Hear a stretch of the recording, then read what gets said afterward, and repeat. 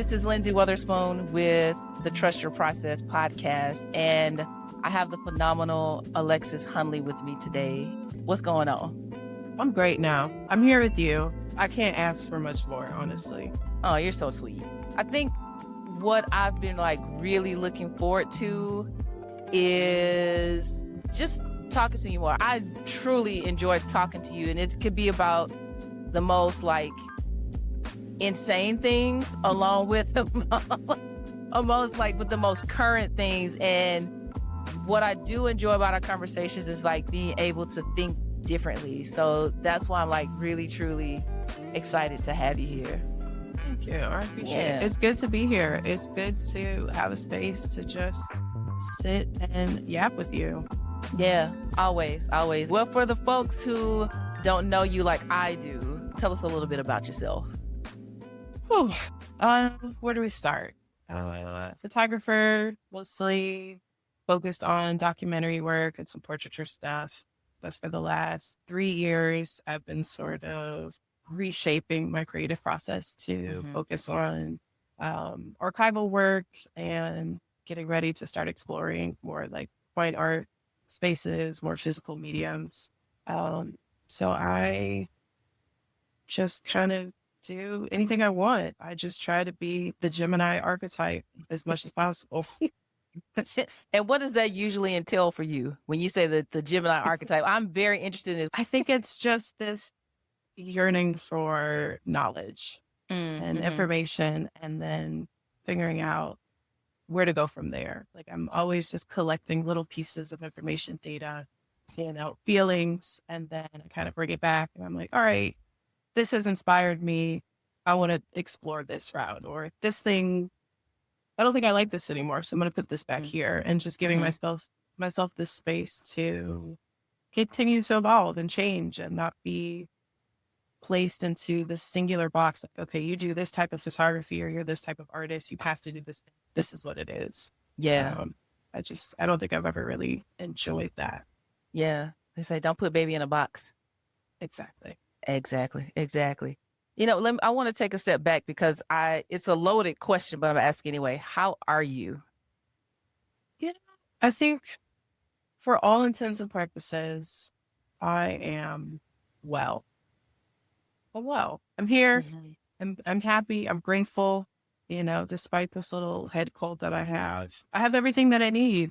I'm provided for. I get to sit amongst all of my projects and things. And even though it kind of feels like the world is crumbling in front of us, and it kind of is, I still feel very hopeful for whatever's on the other side. So I don't know, just kind of floating along. I was explaining to a friend a while ago that it feels kind of like I'm in an inner tube, just kind of floating in the middle of the ocean.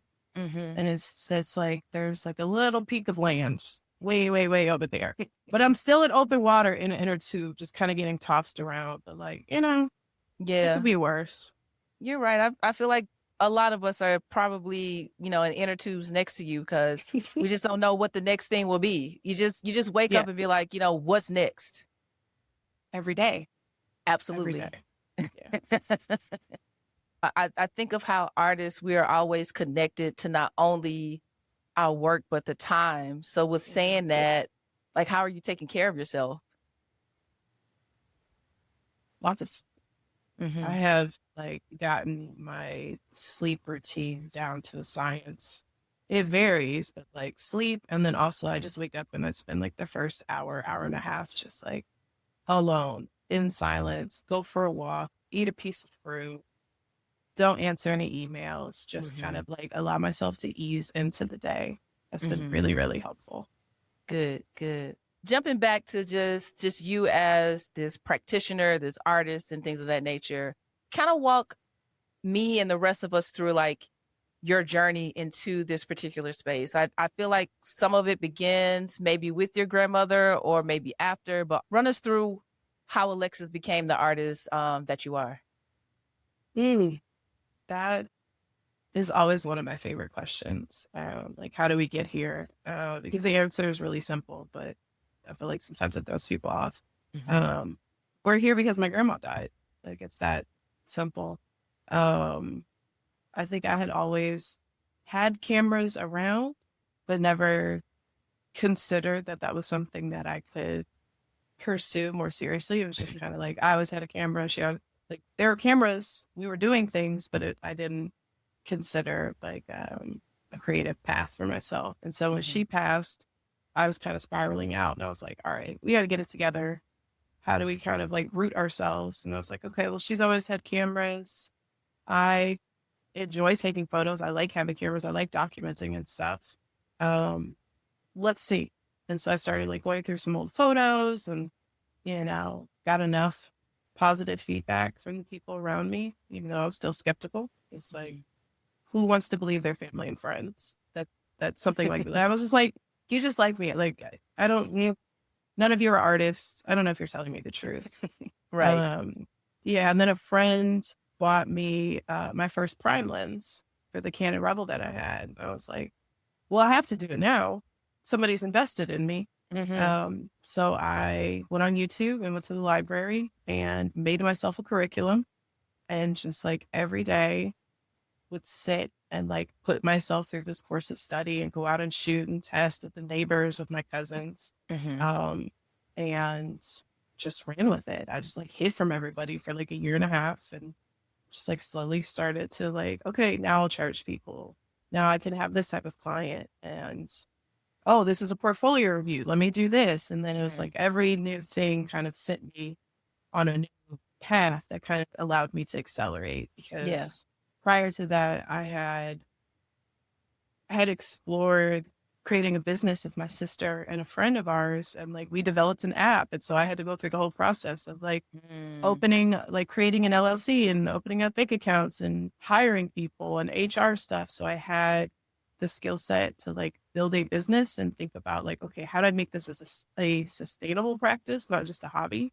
And so I was having those two things kind of grow side by side. So by the time I was starting to take on clients more seriously, I was like, okay, I know how to think about structuring this so that I don't have to keep taking on all these other jobs. I want to do this. Yeah. And that's kind of how things were going up until we hit 2020. I'd had some small commercial jobs here. I'd applied for some residencies and stuff, and then everything shut down in 2020. But I had already had like 4 or 5 projects running in my head. My academic background is in psychology, so I had always kind of leaned towards more documentary projects as personal projects. And so when we went into lockdown, I was like, oh, okay, I understand what's about to happen. Like there's going to be massive changes interpersonally within our homes, within our communities. I understood, like I had an idea that like, okay, gentrification is about to accelerate. This is going to hit Black and brown communities the hardest. I need to hurry up and start documenting what's going on around me, because it's not going to be the same on the other side. And so I was doing that. And then we got to May when George Floyd was murdered, and it just sort of took off from there. Yeah. You know,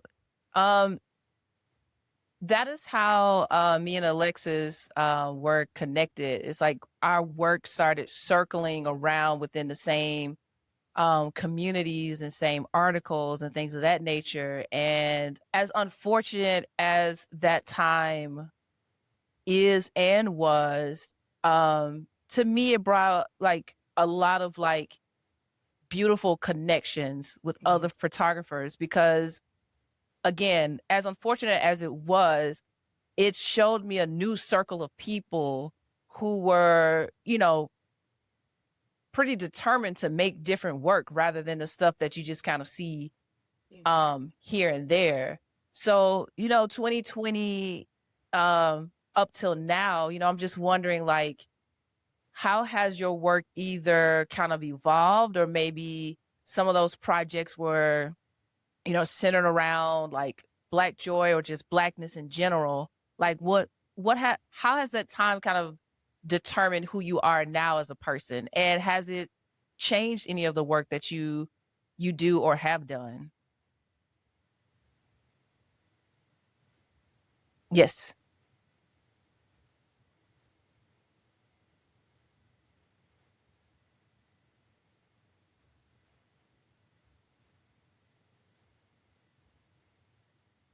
Okay, no problem. All right, thank you. 2020. Oh, so it's, speaking of like 2020, it was as unfortunate of a time as it was. It brought about a lot of beautiful interactions with other photographers I wasn't familiar with you being one of them, because of a lot of our work started being shared together.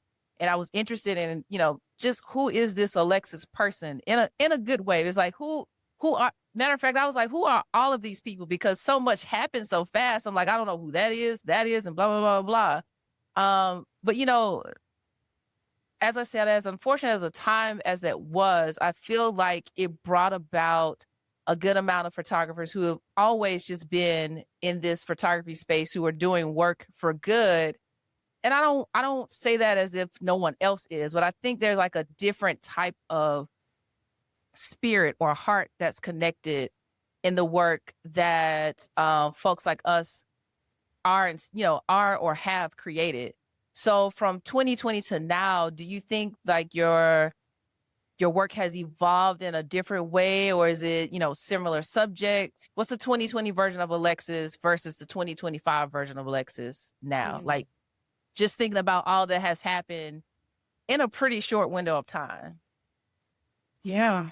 Honestly, I think I'm trying to get back closer to the root of like where I was working in 2020. I think that was the most honest version of myself in relation to the work I was doing, because of those 30 plus days that I went out, or maybe it was more. Honestly, I stopped counting. I was going out every week, sometimes multiple days a week from until like the end of December. I think only twice I went out on assignment. Everything else was self-directed.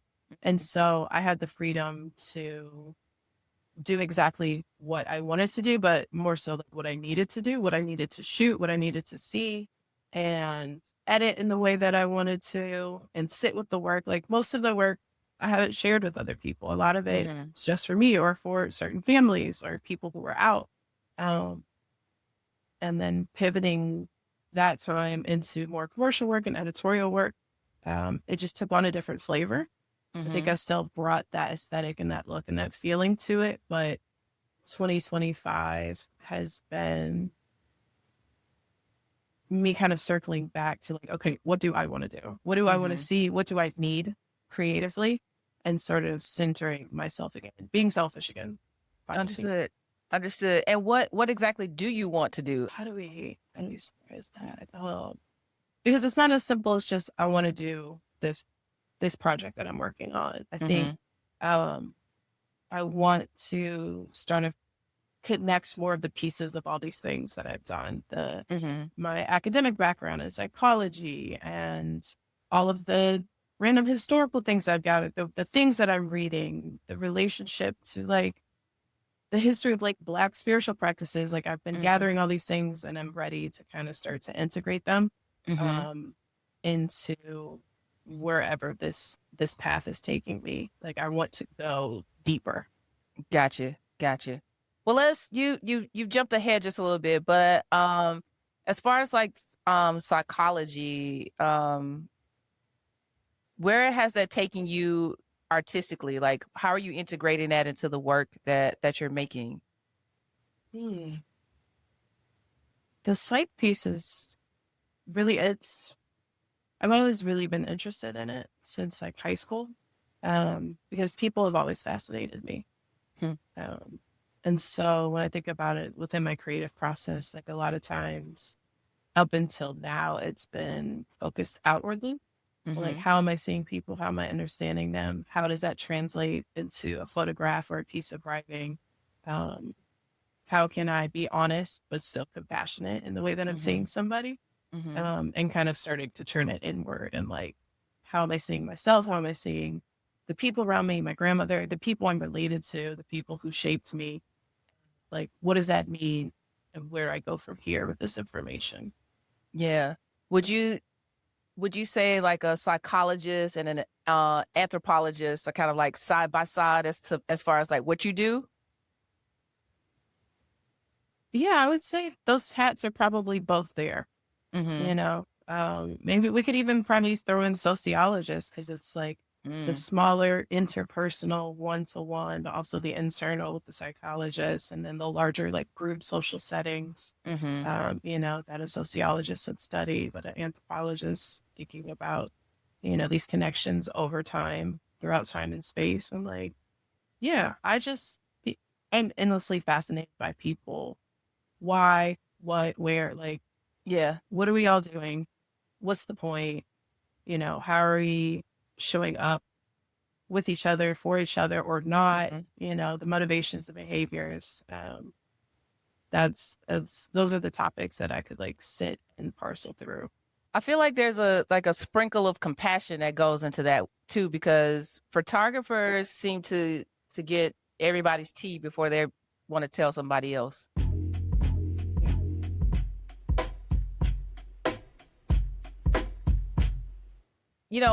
Going back to 2020, what has it been like for you getting so much attention during that time?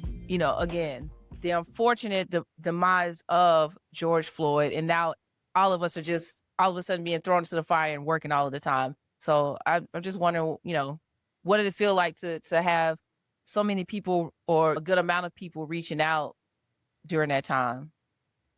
To be honest, it was really strange and a little bit traumatic. Mm-hmm.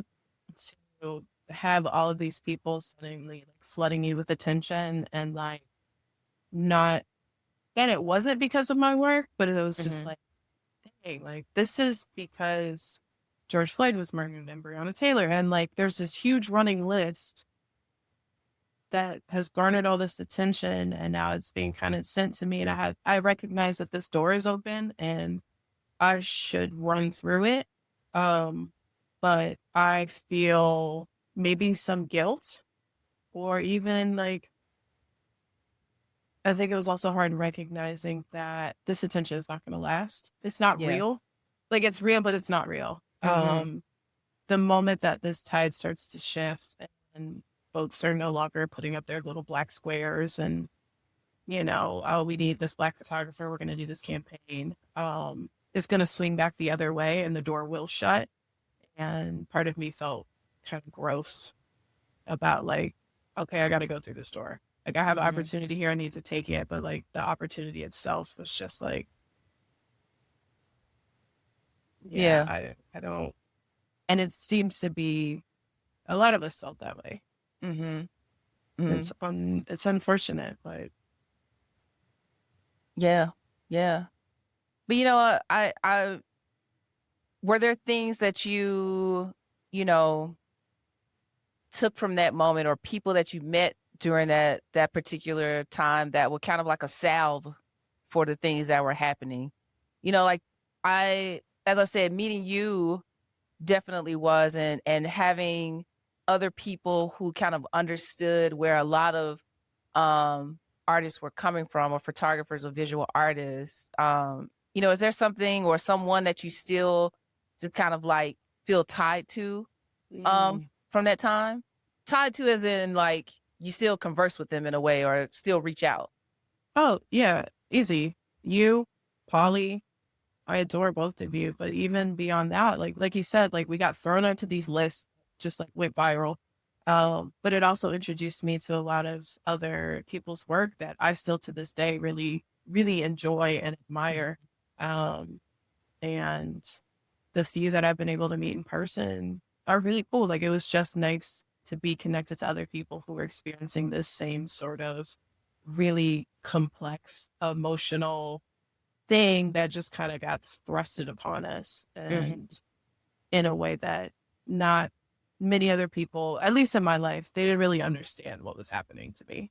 And I Yeah. don't know that they could really support without really getting it. So it was nice to be able to talk to folks like you and Polly and Dee about like what's going on. Something as simple as like, hey, I'm going out, I'm going to go document like, yo, be safe. You do this, you do Mm-hmm. that, to just like debriefing on like opportunities or weird things that were coming our way or, print sales or whatever.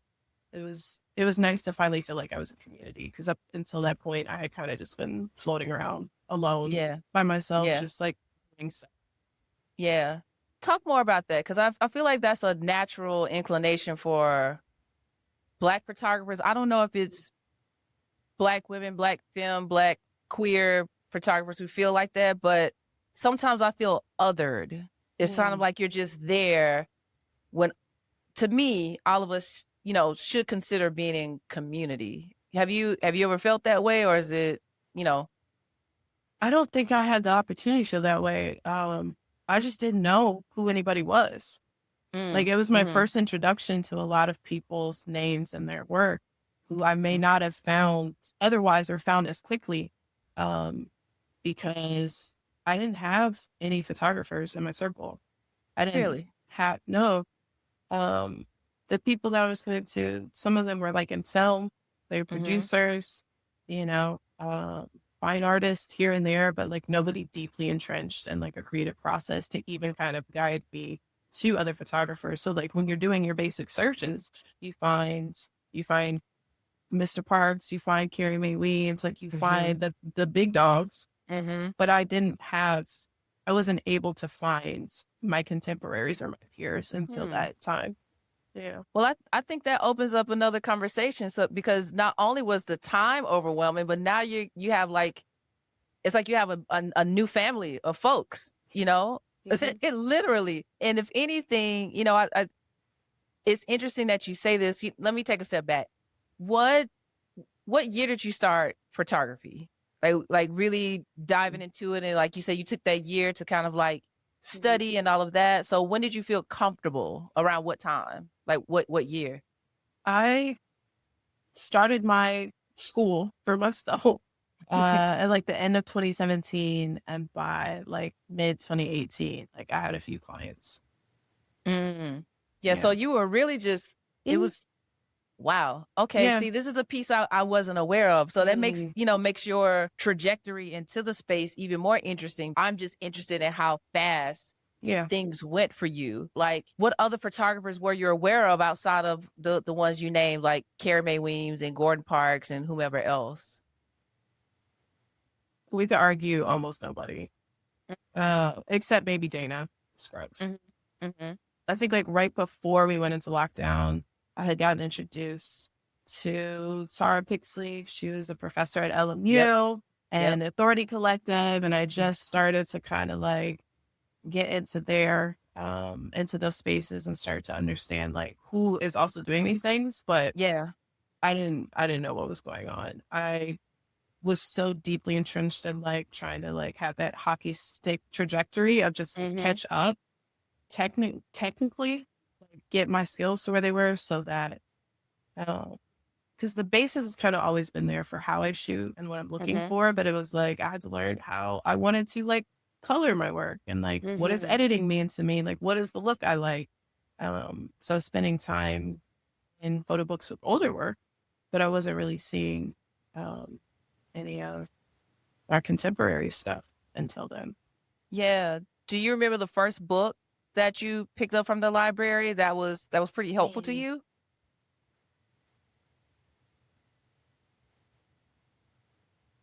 Honestly, I have no recollection. It's okay. The bulk of it was honestly like YouTube.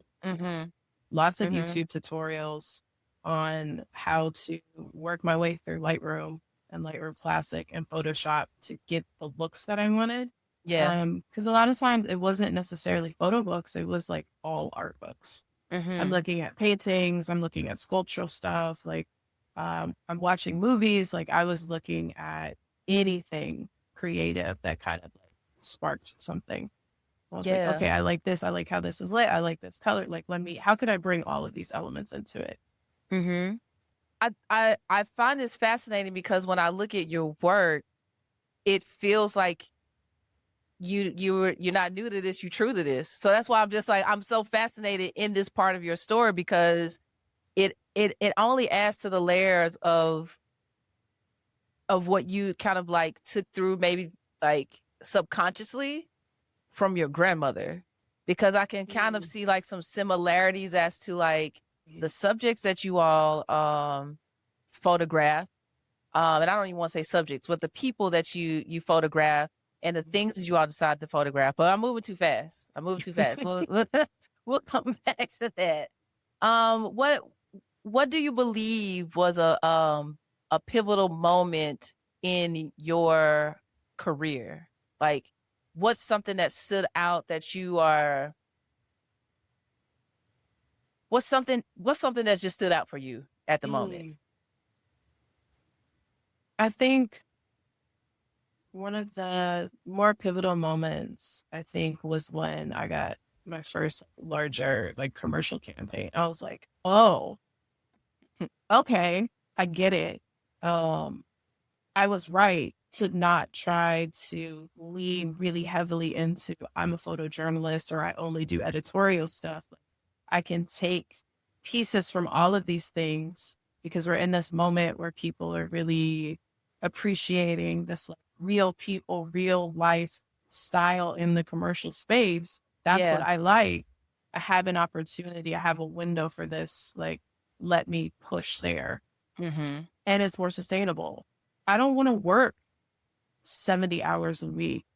I don't want to have to take on 6 jobs a week. Yeah. As a freelancer, not getting healthcare, not getting benefits. I don't want to do that. It spends my creative energy in a way that I don't enjoy. And I think landing that campaign, negotiating the terms on my own without an agent, making my way through the entire process, being able to keep things under control on set. And I was like, oh, okay, I can fly the plane. Great. Like, I know I can, but like, yeah, okay. It was just kind of that like little boost of confidence that like it was the proof I needed. Like, okay. With that pivotal moment, what's something you learned? Because you mentioned about, negotiating for yourself, but also still being kind of new in the space. So like, where did you find the help in order to do those things for yourself? Does that make sense? Absolutely. Yeah. I had no qualms about asking people for help or information. So I didn't always necessarily feel like I needed somebody to come in on my behalf. Mm-hmm. But after talking to some reps and other photographers, people who are just like, yeah, come ask me questions. I'll be a resource for you. I would take them up on that and just kind of talk through like, because navigating these commercial contracts are just so nuanced. Every contract is different. Getting an understanding of like what my time is worth, what are sort of like standards or sort of like parameters that are usually happening. Where can I push? Where do I need to kind of like fall back?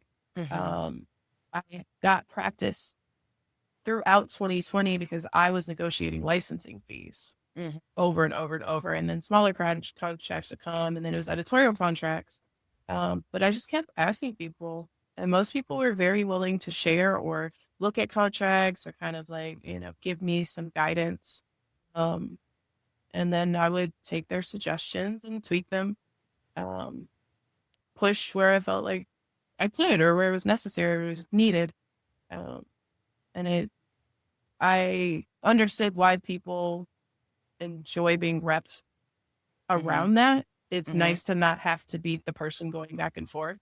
Right.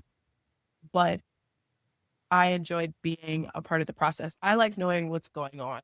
Yeah. With my contract, with my money, with all of the things. I want to be involved. I want to at least know what's happening because I would like to learn how to do it. I want to understand better, what my time and my creative talents are truly worth. So, yeah. With that being said, I feel like there is a habit of some people who try to take advantage of artists, and then more specifically just Black artists. Do you feel like you had, an experience that may have caused you to think differently about the industry? I think when I think back to all of the times where I've been asked to like bid and build out estimates, put together decks and do all these things unpaid, last minute, several rounds and then you're just ghosted, or you continue to not get it. And it's like a similar agency, like same agency, same client. It starts to feel like people are playing in your face a little bit. It starts to feel like, oh, I got to check my box and make sure I bid a woman and a person of color or whatever. I already know who I want. Let me just do this without any consideration for like the time and the effort of the people who are doing it. And it happens a lot. That was something that I have not enjoyed navigating. Yeah. So how do you think that you're kind of like reframing the way that you are considering like the type of work that you are commissioned for, the type of work you want to be approached with? Like, what does that look like for you now? What a wonderful question. I'm really only opening myself up to things that feel really good, that they don't just look good on paper, but there's just the promise of like a sizable creative fee or whatever. Like I want to feel good at the end of this process. So it's, it starts with like, how are the producers, how is the client coming to me and approaching this? How are they out the gate, understanding my value? Are we trying to nickel and dime and get as much as possible for as little as possible? Or are they trying to, truly work with me and show that they, value what I'm doing?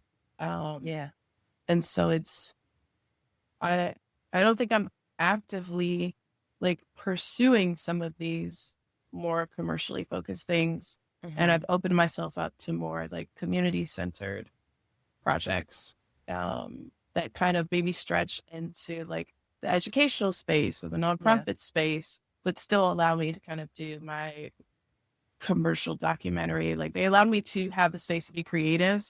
And they may not have the same size budgets, but I'm like, oh, this matters. And I think that's what I was missing a lot, with some of these other projects, was like, this matters for your marketing campaign to sell a product, but like, is this keeping people safe? Is it keeping them alive? Like what is the point of this? Is there some larger issue that's being addressed? Is there some greater good? And so I think finding a better balance, where I get to do work that maybe doesn't pay as much, but I feel like I'm doing something of substance, balanced with these things that are maybe not as substantive, but like they're fun, they're cool.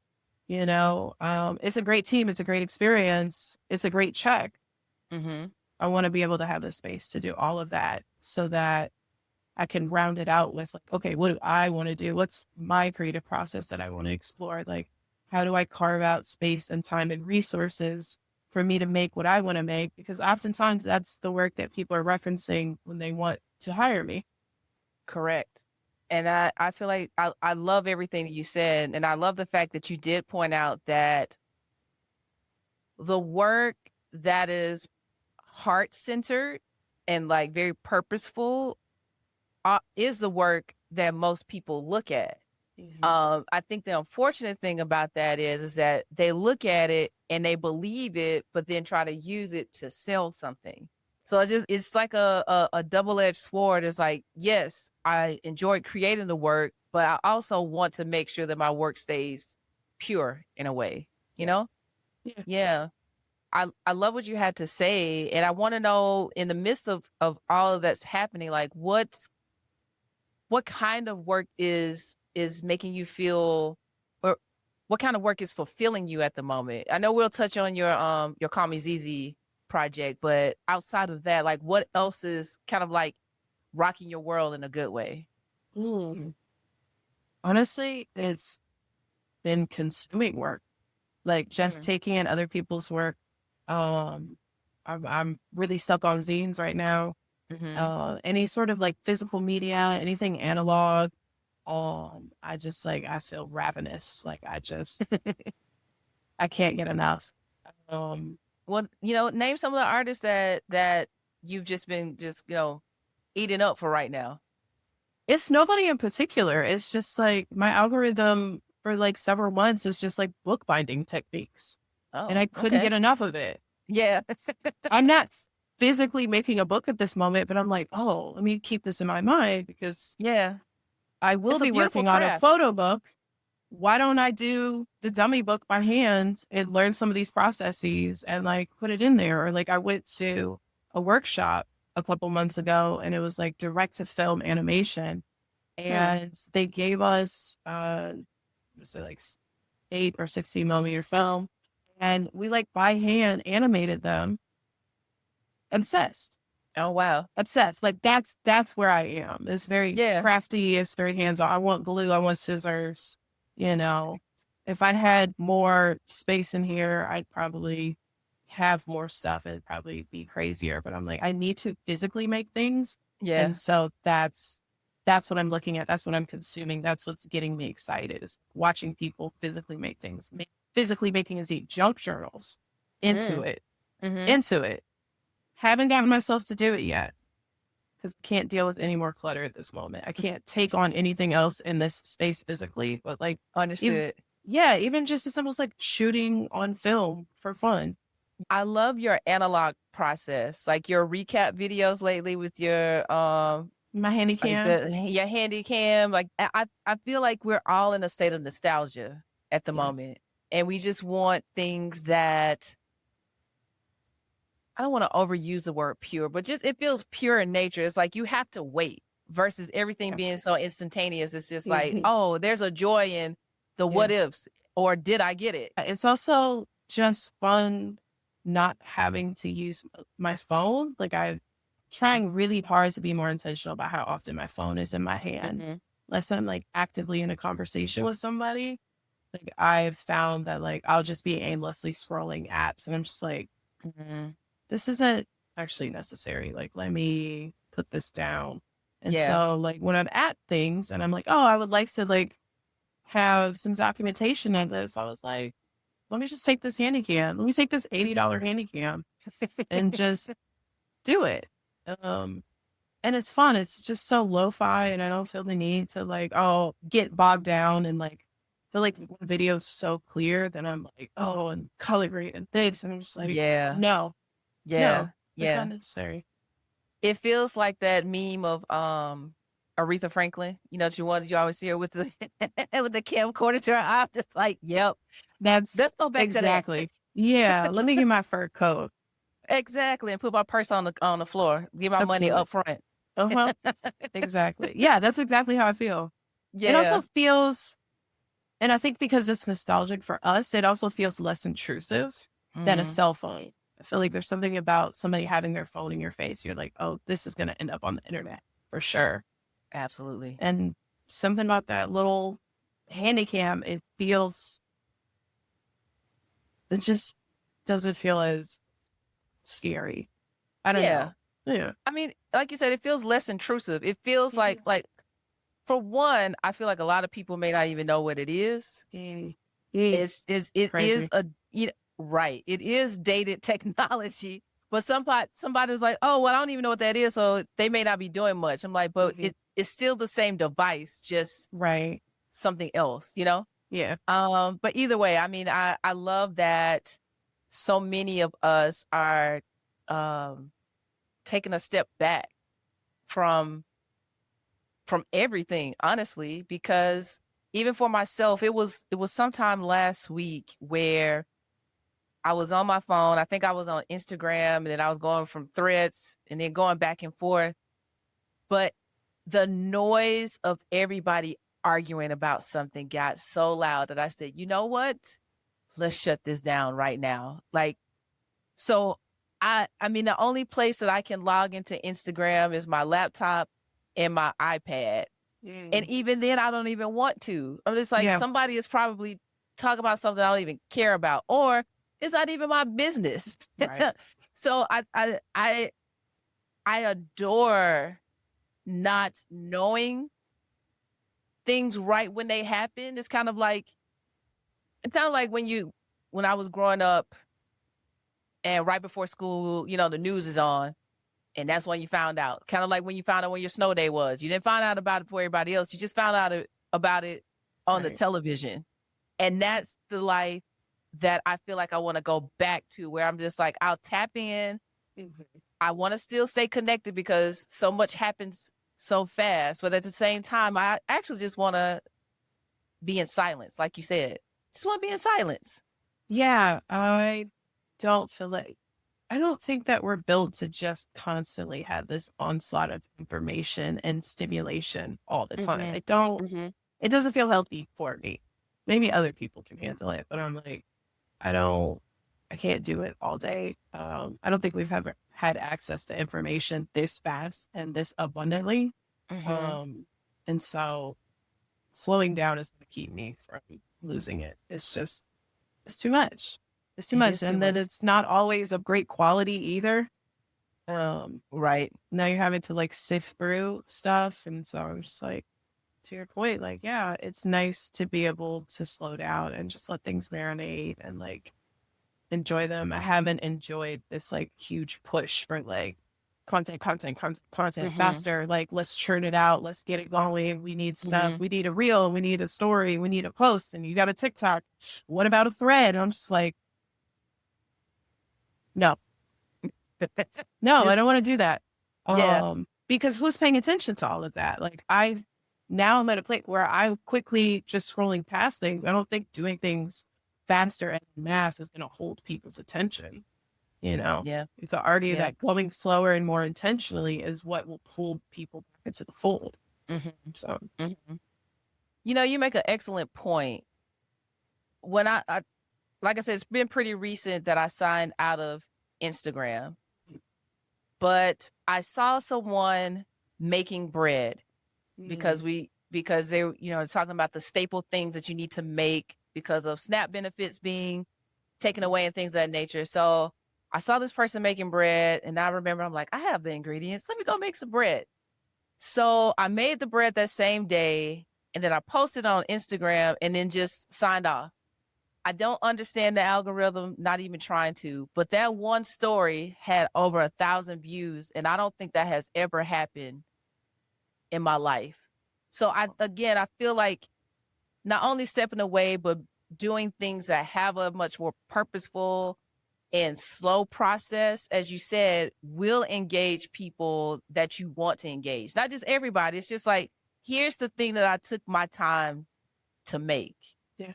Like with your artistic practice, do you have a similar mindset of just being slow and purposeful and making mistakes and just kind of seeing where the thing goes? Absolutely. It's just tinkering and trying and playing. Like I worked really hard this year to center play. Like I made a goal for myself. I was like, I gotta giggle at least once a day. I can't go to sleep until I giggle. Like it's just, what's the point? Why be a human if I'm not giggling on a daily basis? You know? Like I gotta have fun, especially now. I'll always figure out a way to deal with the difficult things that are happening, but like I also must have fun. It is now a necessity. So part of that is like, how do I infuse that into my creative process? Like I'll sit and I'll just pull out a folding table and get all my supplies and just start tinkering, and collage is definitely the way that I've been with that. Like, okay, what can I make now? You know, I'll crack open an old book and like rip a page out and cut up some words, and now we're making a poem, and now I know visually what I want to see, and now I've got paper everywhere, and it's a mess, but I'm like, oh, this was like really fulfilling. And I look up and it's been like 4 hours. I'm like, great. I did something worthwhile. I love that. And like, what type of collages is it just whatever's on your heart, or like, are you picking a subject and just kind of rolling with it, or what does that look like for you? You know, that way of creating has always been very daunting for me. Like I never really understood how people painted or drew as a little kid. Like I got really intimidated because I'm just like, it's just a blank piece of paper. Like, I don't understand. Even with photography, I respond to things better. So if you give me things and then my brain will kind of just start to piece the things together, like give me something to respond to, I'm good. So it's like, I'll pick a book or I'll see certain shapes or images and I'll kind of like start to work around them. But working with text as the base has been really fun. creating these little like blackout poems or these found text poems and just kind of letting the words kind of come together and then building visuals around that has been really, I've really, really enjoyed that. Nice. At one point, I was making cyanotypes, and so it was fun to experiment with that because it's one thing to see it, but then when you start doing it, it's like, oh, what are the possibilities? Yeah. I have to, thank you for wanting to be inquisitive about the things, because I was just stuck on, I have a camera in my hand. Now what do I do with it? And now, talking to folks like you, and also a bit of scrolling on socials, you start seeing what everybody else is doing. And like, how can I potentially put that same type of practice or at least outlet into what I already, know how to do? I want to take a step back and ask you this, like, walk me through what a typical morning looks like for you in connection to how you create your art. Like right before you're about to do the thing, how are you prepping your mind and your body and soul to do the thing? Okay. So unless I have somewhere to be, most days I just won't have an alarm.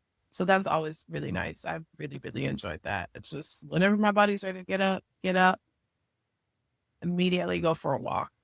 I just like take a loop around the neighborhood real quick, sort of like get my mind together, get the blood moving quietly, come back, eat a little breakfast, and then I'll decide like, okay, are we getting straight into this work?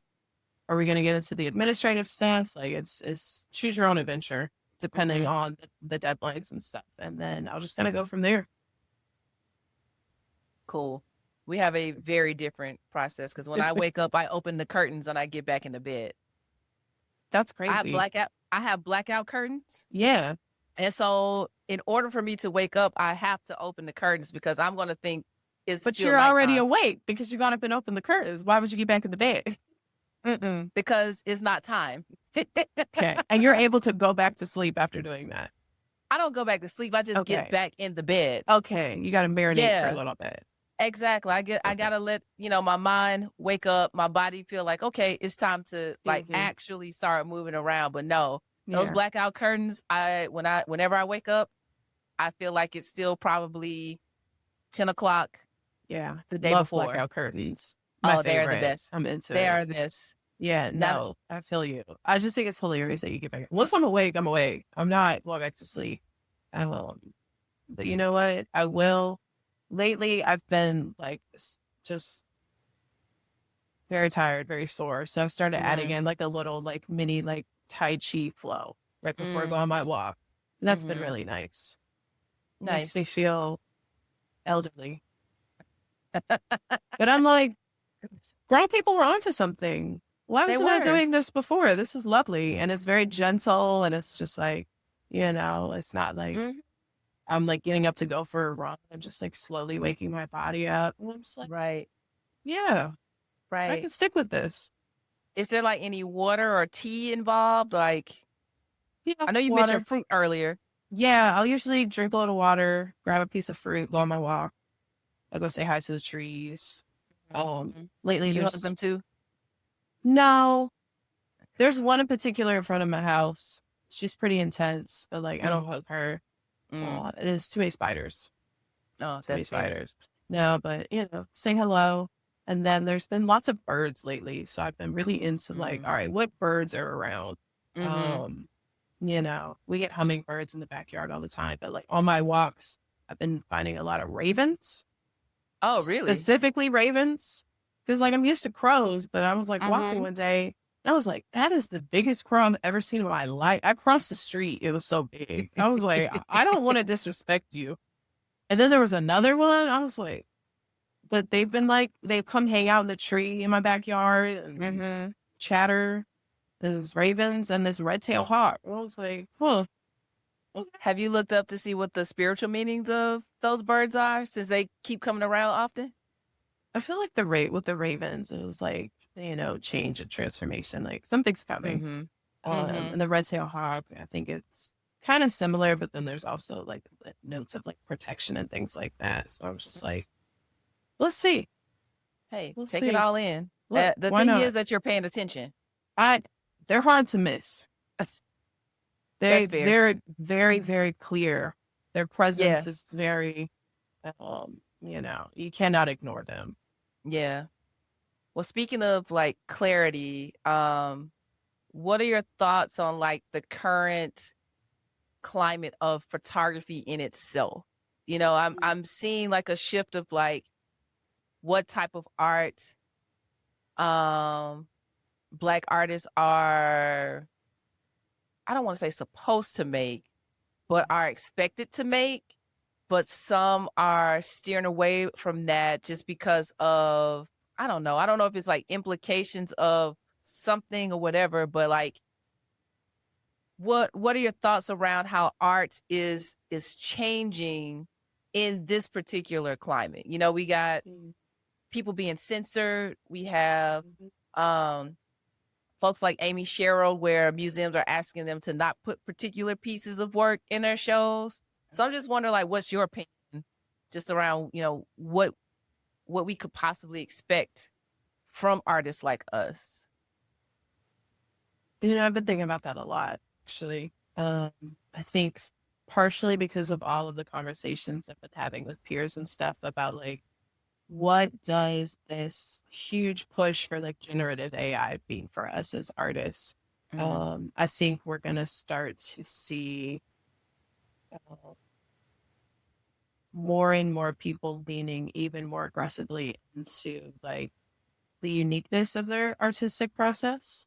I wouldn't be surprised if we see more behind the scenes, more like, this is what I'm physically doing. Like, this is special because I'm doing it. In terms of like what the content looks like. But, I think you might even see more people push more towards fine art, more into the like, okay, where can I go where this is valued for the art that it is because I made it, not because it came out really fast and I got X, Y, and Z done in 15 minutes as opposed to several hours. But that I like toiled and I had to sweat and cry and bleed and make this thing, and now it exists. I don't know. I think that's where I'm heading. And I don't think I'll be going there alone, but I think it is very enticing to use some of these things and these tools. And like, technology is a tool. Uh, I don't believe that we can be replaced, but I think we're pairing these technological advances like with how I understand capitalism to operate. I see how people feel like they're being pushed out, or undervalued or not appreciated for the things that they bring. And so I'm hoping that more of us start to really prioritize the human element in our creative process and just how we're showing up in general. Like, I'm feeling very human-centered, good, bad, or otherwise. I want it to feel messy and emotional and intense. I want it to feel like people are a part of this process, because that means it's not going to be perfect, but that's what makes it interesting to be. Yeah. Well, what about the folks who incorporate, generative AI or just like AI practices into their current style of work? I mean, does that add or cheapen, or like, I'm just interested in what your opinion is. I have my own personal feelings, but I think I'm constantly trying to like zoom out. Okay, you may want to do these things as a part of your process. And some of these tools could actually really help, especially if you're doing like huge events and weddings where you're just like having to churn out photos, and like, I get that. However, when I zoom out and I'm looking at this pros and cons of like, will we have clean drinking water in 3 years? What is this doing to the electrical grid? How is this impacting Black brown communities that are next to these data centers that are emitting all of these toxins? I'm just like, me getting a shortcut does not feel worth it to me to poison somebody. to not have clean drinking water to accelerate climate change because I can type something in and now I have like, it doesn't, the cost benefit analysis doesn't add up for me. Like I care about people deeply. I love people, even when they get on my nerves, generally speaking, human beings. I'm like, you know, this is a group project and this impacts all of us. And so it's like, it's not so much about like, oh, I don't like that this is incorporated in somebody's work or the style, or this is cheapening it or cheating the process. It's like, I want to be able to live on a clean planet. Sorry. Like, I want clean water. I want, you know, but also like, I want my data protected. I don't want my name, image, likeness to be used nefariously against me or others. Like, I think there's also, it feels like the Wild West right now. And not to say that our creative counterparts are doing that, but other people have access to these tools too. And I don't feel like things are regulated or restricted in ways that are meant to keep us safe, meant to support us or value the contributions that we make.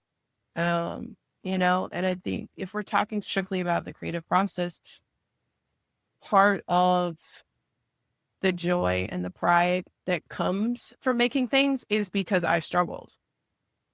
Is because I had to like get creative and find a solution and try this new thing. And it was stressful. Like that is a part of it. And if we're taking that out for the sake of cranking things out faster, what's the point? Why are we doing this? What's the point? Yeah. You just don't want to make art, or like what you're doing this. And so when I ask other people, I'm like, okay, if you didn't have the weight of capitalism bearing down on you to crank things out quicker, faster, more efficient, would you feel like you needed to, if all your needs were met, would you feel like you needed to use this? And more times than not, people are like, no, I'm doing it because I need to keep up. And I'm like, exactly. Good point. I mean, I kind of rocked the boat on it because I do see its potential, but also understanding again its implications because you know, not to get all like deep into the weeds of things, but there was a story that I photographed many moons ago about a Black community in Alabama, like rural Alabama, part of the Bible Belt, where these trains were dumping waste in this neighborhood, which was, you know, it did all types of things to the environment, to the people and things of that nature.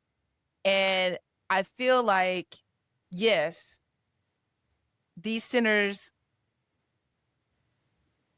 are causing problems and other things are causing environmental problems. And I think, you know, what I feel like this conversation, at least this point of the conversation is, it's just like being aware of the things that are harming Black communities more than ever. And it just seems like it's just going faster and faster and faster now.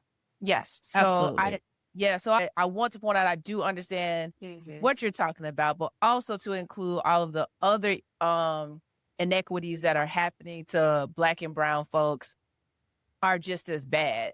It's just that unfortunately, once we find out about something new, about the new thing that's, and I use new loosely, that is like harming Black and brown people, we harp on that.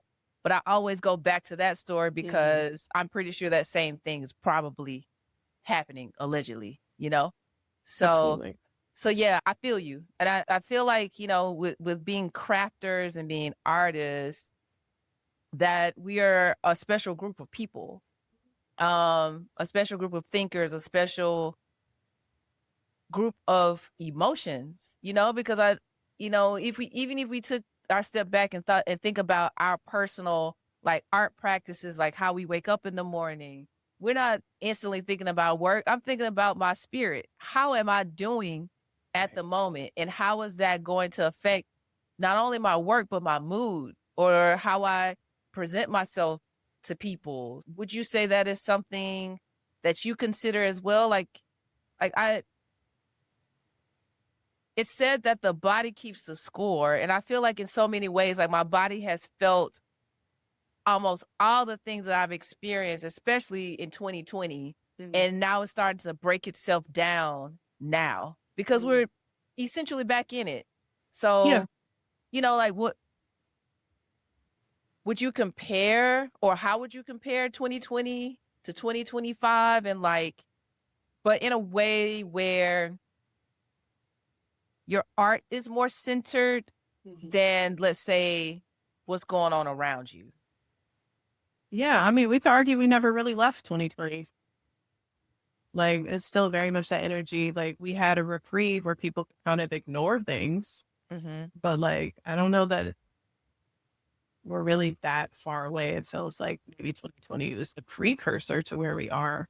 But I'm in a much better space now. I feel like I have more tools under my belt to kind of, like, take the best possible care of myself and not feel like I got to burn myself out to go out and document everything every single day, or do this, or take on these jobs, or do things that don't make me happy, that aren't safe for me mentally, emotionally, physically, for the sake of I gotta make money. Yeah. It's very different. It's like a 180. Even though things feel much more I don't even know how to say more. They feel daunting and dark and heavy, and I understand that things are probably going to continue to get worse, but I feel like I have the things I need, or the access to the things, or the people, or the information I need to kind of like continue to take steps forward. I can't see that far into the future, but I'm like, okay, I can see 2 steps forward. That's all I need. That's enough. Right. I think that's an excellent segue to talk about, a project that is bringing you joy. At least I hope. From the outside, it feels like it, but I'm enjoying seeing you immersed into the world of your project, Call Me ZZ. So, let us know a little bit more about how that started, what you're doing, ways we can support, and anything in between. Yeah, I mean, this is the work that's keeping me from crashing out. Like, I love doing this. And, I would do it 10 times over. It has been the most fulfilling and intense and difficult work I've ever done. And it's been completely worth it. So context, back in 2022, I got a call from my aunt that she had all these boxes of my grandmother's photography stuff. She was like, yeah, no, you do photography. Do you want this? I was like, yeah, absolutely. So I was thinking she, drop off like a couple boxes, and she ended up bringing me over the course of a couple days, like 13 giant moving boxes and plastic storage bins. Like, so I moved my kitchen table out, put up some shelves, had a little assembly line, or I'm like, got my intake process in the garage because I don't know what's in those boxes before I bring everything in. Right. And just quickly had to develop an archival system because there was just so much stuff. And so I've spent like the last 3 years sorting through, restoring, digitizing, and organizing all of these different artifacts. So it's like boxes of like loose negatives and 4x6 prints and large prints, and there's a couple paintings, and the little mini cassettes from the voicemail machine, journals, lawsuits, like anything you could think of that would tell you something about somebody's life. I probably have at least one of those. Reels, Super 8, 16 millimeter, cameras, just. And so in that process, I realized that like I never really knew anything about my grandmother. I've never had the opportunity to know her as a person. I knew her within her role. And I don't think that was all on me. She was very private and had a very difficult early life and really didn't share. Wasn't particularly open emotionally, but was very warm and very generous. And, I don't know. I think sitting amongst all those things in my house, I was just like, wow, like, what a gift. It didn't feel like it was on accident. And it kind of got me like swirling, like, oh, I don't think it was an accident either that like her death was the catalyst for me to get into photography, because my photography practices would set the framework for how I created my archival practice. You know, I'm doing data asset management with my hard drives and stuff, but I'm using Lightroom Classic to organize everything. I didn't know anything else. I'm not in the information sciences. I'm not a librarian. I don't know those softwares, and I didn't have the money to start buying a bunch of stuff. So I just used what I had. And it's taught me a lot about her, about myself, about my own family, about my process. And I think it's really interesting how it's butted up against this larger societal conversation around like generative AI and tech and like, you know, digital versus physical, and like where we're kind of all kind of like being jumbled around. It's been very grounding to just sit and physically touch things and have to engage with them. And then, you know, it's a really tedious process that sometimes I really don't enjoy, you know, because I think today I've digitized over 11,000 files to date. Wow. And I'm not done. There's still more. And so it's like, I have to go in and keyword all these things. And sometimes they don't scan properly. And I got to redo it. And I got to go find the right book that they're in. And some of them need to be color graded. And there's dust everywhere. Where I'm just like, but I love it. It's annoying. And it's sometimes, you know, I was spending like 40 hours a week just at the computer, just cranking away, getting through big batches of negatives or scans. But it's like, now I have like, it's almost here. And so I spent this past year finally being able to make things with the archive. And that's when it started to click. I was like, okay, yes, I want to encourage people to start to build their own archives, family archives, community archives, whatever it is. Cement your presence in this world. But like, okay, what do we do with all this? Especially if you're digitizing things. What am I making with this? Right. And so going through the process of like designing and creating, you know, a series of zines, making a postcard, you know, working on a photo book, or thinking about like, okay, I have all this video footage. What does this look like as a documentary? What does this look like as a narrative piece? You know, got me going to the point where I was like, I need to make some physical pieces. I don't know what that means yet, but these digital collages that I've been doing, I need to be able to touch them. I need to be able to see them and feel the weight, and how far can I take this? Where are we going? And I feel like that has been just as rewarding as like when all those boxes got dropped off. Yeah. You know, I've loved the project ever since you introduced it, and like having like some sneak peeks, behind the scenes type of things as well. But do you feel like, you know, in the very spiritual sense, like, do you feel like your grandmother in a way is kind of like walking you through some of these things, kind of like nudging you and saying, hey, this is this is that, no, go to that photo, you know, those type of things? You know, I feel like when our people do leave this, you know, this plane, in so many ways, as you said, they bring us back to them in ways that we weren't even thinking about, or not, you know, I would argue even to say not even ready for. So like, what has been that experience, not only for yourself, but maybe for your family, to maybe, you know, learn some new things about your grandmother? And matter of fact, what's your grandmother's name? Geraldine. So Miss Geraldine, what's something that you've been kind of like surprised to find out about her as you are doing this work? God, there's been so many things. Some of them heavier things that make me like really upset and emotional. But even other lighter things, like my grandmother was very gentle, but I wouldn't necessarily call her soft. She got things done the way she wanted them done, by kind of like pulling the strings in the background. She was all carrot and very little stick, but she still had a stick, you know? And so knowing that about her kind of subconsciously, and then seeing, you know, how detailed she was in her record keeping. And like, it's going to sound crazy, but like, she kind of just like had files on each of us. Like she just kept information. Like I found her address book, and in there she had like my name, the address I was living at the time, and the name of the baby that I was taking care of. I was like, huh. And then she had a little note about how I went to Brazil and like what year.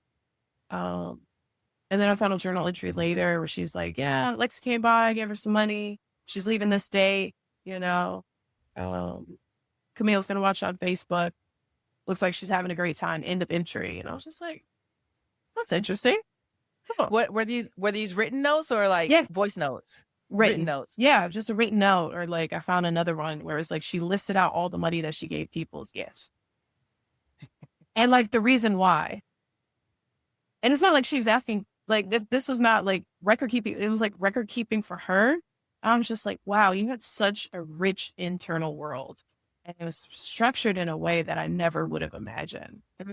Because that's not how she presented. Like, unless you were a contractor getting a bid from her, that's not how she showed up with us. I was just, oh, I really didn't know anything about you. Like, you're kind of quirky. I like that. You're a little different. But it's funny you say that because I'm wondering if that's like a age or era thing, because my mom did the same thing, and I was just like, I don't get it. Unfortunately, I can't ask you, but this is interesting. Like, why was this important? Yeah. Why was it an important note to keep? No, it is really fascinating, and I wish that I had known these things existed so that I could have asked. Because it was like, this is also like, she was printing off emails. And I was like, why are we printing emails? Why are we printing web searches from Google? Well, but I guess she was just an information collector too. True. It reminds me of gosh, I can't even think of her name, and I apologize. But there's a Black woman who would record like all of these TV shows. I know exactly what you're talking about. Yeah, and I think they had like a documentary about her. Yeah. Yeah, I mean, archiving looks different. Yeah, for every generation, obviously, Absolutely, every person. Like, I look forward to continuing to do this work with myself and maybe potentially other people. And it's not going to be the same process because, like, what you have, your intentions, your goals with it are going to inform, how you're going about it and like what gets kept. Like, there were things that didn't make the cut. In those boxes and stuff, and like how you determine what should be a part of this story or this collection has also been really interesting sort of learning curve. Are there any like similarities between you and Miss Geraldine? I think we talked about it a little bit earlier, or like you were saying how you saw similarities in our work, which I also thought was funny and kind of creepy because I never saw any of this work prior to me shooting. This was work, particularly her work from like the 70s. Like nobody really saw it or saw it regularly. And so there's work in there that like I'm sharing with my mom and my aunt, and they're like, where is this? When is this? I've never seen this. So like a big chunk of her work nobody saw. I didn't see it. I start shooting, and then I find her work several years after shooting, and I'm like, oh, okay. Yeah. I get it. This wasn't optional for me. Yeah. And you kind of see where it came from. It's kind of like you have your own version of Vivian Mayer Mauer. Yeah.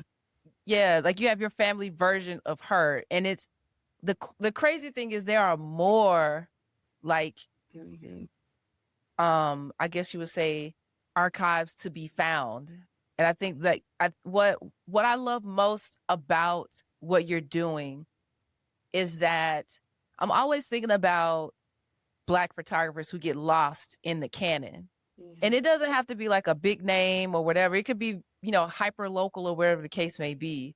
But those images matter just as much, if not more, than the visual canon that we have now, because I'm pretty sure just like your personal archive, it is something that, about places and people that will no longer be there, but they had a place in that particular time. Mm-hmm. So as I've kind of like navigated through the Call Me ZZ work, that is what I'm constantly thinking about, to the point where I'm like, I wonder if I dig into my own family and I see somebody that I've never seen before, and now we can go down a rabbit hole of who that person is. So by all means, I'm excited to see what else, evolves from it.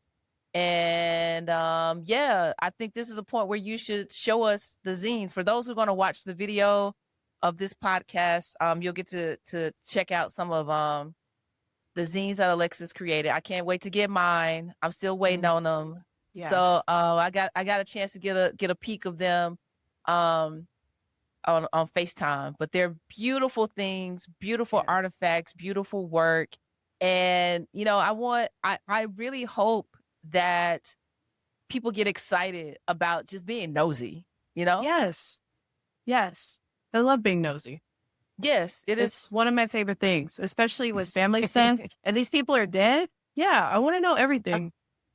All the things they wouldn't tell us in life. Yeah, and it's been really fun. Like, I think this one in particular has been the most fun because this one like gets into the really complicated relationship that like my family has to Blackness. Because like I know what my grandmother looks like. I know the questions that are going to pop up because they were questions like within her own family. And so like through this process, I ended up connecting with like a distant cousin on her mom's side, like her oldest uncle's granddaughter. Granddaughter, granddaughter. One of them. Yeah. One of them. And her mom had a whole bunch of photo albums and connections and the photos and like stories that she still has. And so a lot of that ended up in here. And then now I'm connected with a family member that I would have never known otherwise. It forced me to call my grandmother's siblings, to visit, to go see them, to take photos. There's a transcript in here from a phone call with my grandmother's, one of her older sisters, talking about her relationship to race. And I have that recorded because she's since passed, where I get to hear her. She's talking to me. I got to see her in person. It's just like my grandmother's relationship to her family was very strained. It was very painful. There was a lot of hurt. And so it felt nice to be able to kind of not necessarily be the bridge, but like just kind of solve things and just show up curious. Because it's not like my intention is not to stir the pot, to start some drama, to get into it. Like I want to know the truth.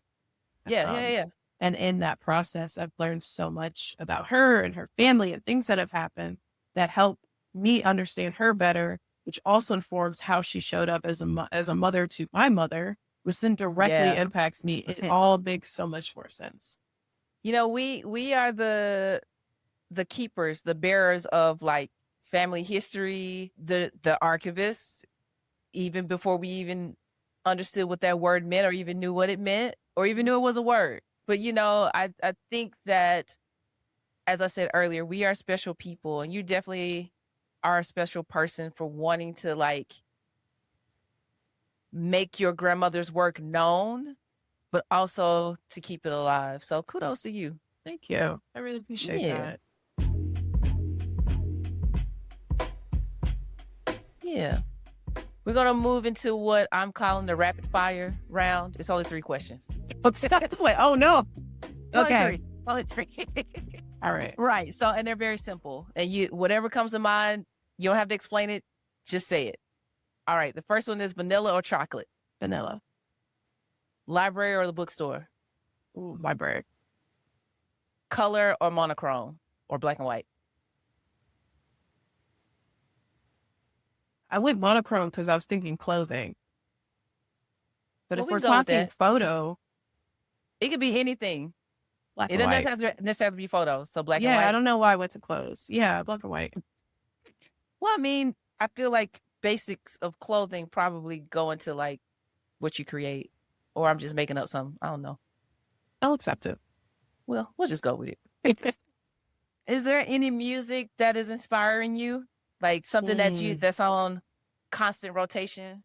Oh, what song am I hyper fixated on right now? I always have at least one or two. I think right now, um, I've been stuck on Gap Band Early in the Morning because of that line dance on TikTok. Right. Not doing it. Just need to hear the song Just at the least song, twice a right. day. Where they're in a quick trip, like gas station, Yeah, doing a line I dance. gotta hear Yeah. the song at least a couple times a day. I mean, that is a song. It's a a good great song to kind of song. like walk into, right? You say early in the morning to find me another love. Now we ain't talking about a person. It No, could just be another love for anything. something. Exactly. Exactly. Yeah. Okay. That's a good one. I'm gonna have to put that in rotation. Yeah. What are you reading?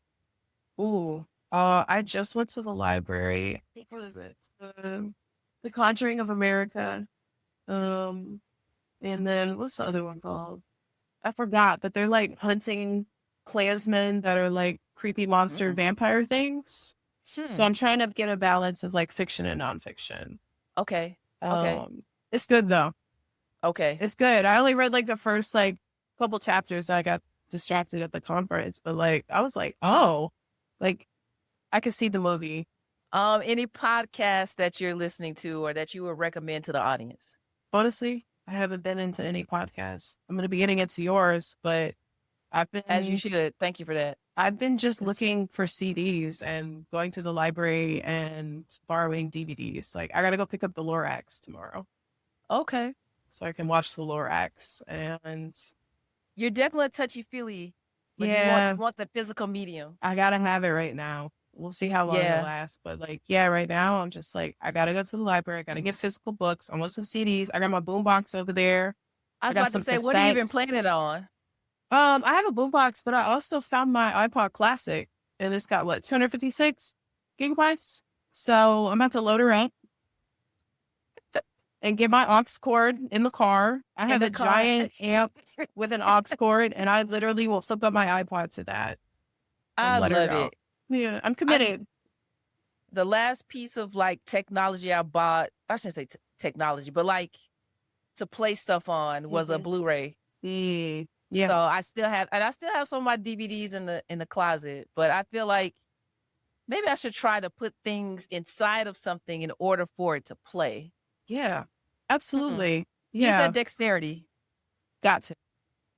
Use it or lose it. Right. Use it or lose it. Yeah. My closing question for you is, what do you want your legacy to be? I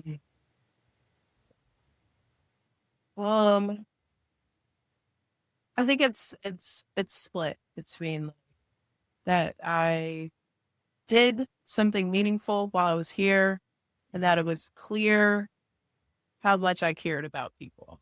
I think those two things need to be intertwined in some way. All right. Anything else you want to say? No, I love you. That's it. I love you too. All right, everybody. Thank you for joining us on this episode. And yeah, I'll see you in the next one.